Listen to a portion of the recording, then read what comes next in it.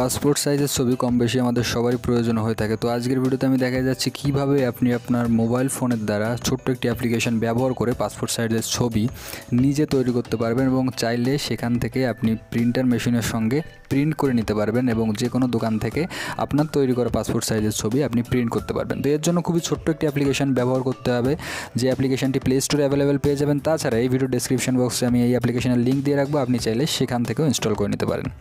তো এর জন্য অবশ্যই আপনি প্লে স্টোরে চলে যান এবং প্লে স্টোরে গিয়ে জাস্ট সার্চ করুন পাসপোর্ট ফটো মেকার।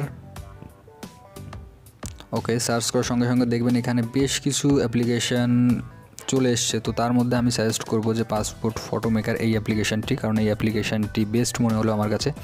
তো এই অ্যাপ্লিকেশানটি আপনি ইনস্টল করে নেবেন। ইনস্টল করার পরে জাস্ট ওপেন করবেন। আমি জাস্ট সেটিংস দেখিয়ে দিচ্ছি এবং কীভাবে এই ছবিগুলো খুবই সহজে তৈরি করতে পারেন সেটি আমি আজকের ভিডিওতে দেখাবো।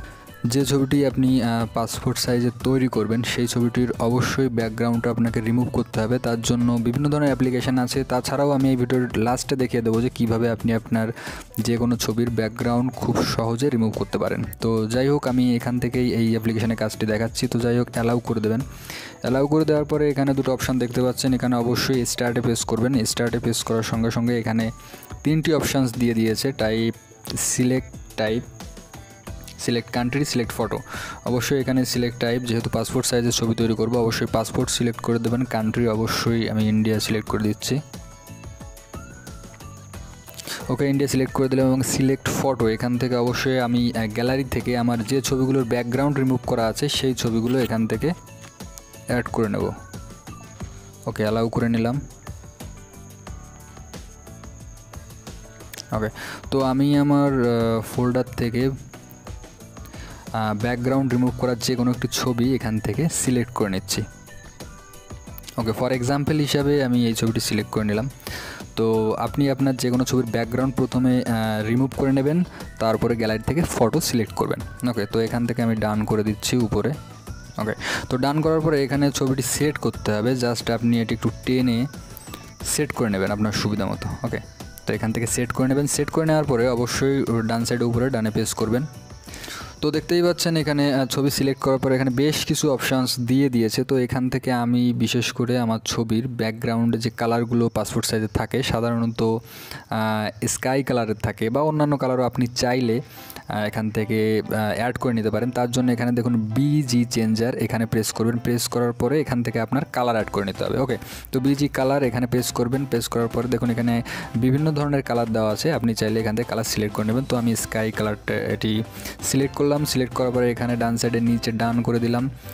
ডান করে দেওয়ার পরে দেখতেই পারবেন যে এই ছবিটি রেডি হয়ে গেছে। ওকে, তো দেখুন এখানে ডান সাইডে কপিস আছে। এই কপিসে যখন প্রেস করবেন তখন এখানে অপশান পাবেন সাইজের, অর্থাৎ কী সাইজের ছবি আপনি তৈরি করতে চান। তো এখানে অবশ্যই আমি A4 সাইজের ছবি করবো। তো এটি সিলেক্ট করে নিলাম। সিলেক্ট করার সঙ্গে সঙ্গে দেখতে পাচ্ছেন পাসপোর্ট সাইজের যে A4 সাইজের ছবি হয় সেই ছবি এখানে তৈরি হয়ে গেছে। তো এখান থেকে আপনি সেভে প্রেস করবেন বা এখানে প্রিভিউতে প্রেস করে দেখে নিতে পারেন। অবশ্যই আমি সেভে প্রেস করে দিচ্ছি। তো সেভে প্রেস করার সঙ্গে সঙ্গে দেখুন আমাদের ছবি এখানে রেডি হয়ে গেছে। এখান থেকে আপনি ডাইরেক্ট আপনার ফোন থেকে প্রিন্ট করে নিতে পারেন এবং এখান থেকে আপনি চাইলে শেয়ার করে নিতে পারেন। তো আমি শেয়ারে প্রেস করছি। শেয়ারে প্রেস করে আমি যদি কোনো দোকান থেকে এই ছবি প্রিন্ট আউট করি সেখানে আমি হোয়াটসঅ্যাপে তাকে এই ফাইলটা শেয়ার করতে পারি, সেখান থেকে প্রিন্ট আউট করে নিতে পারি।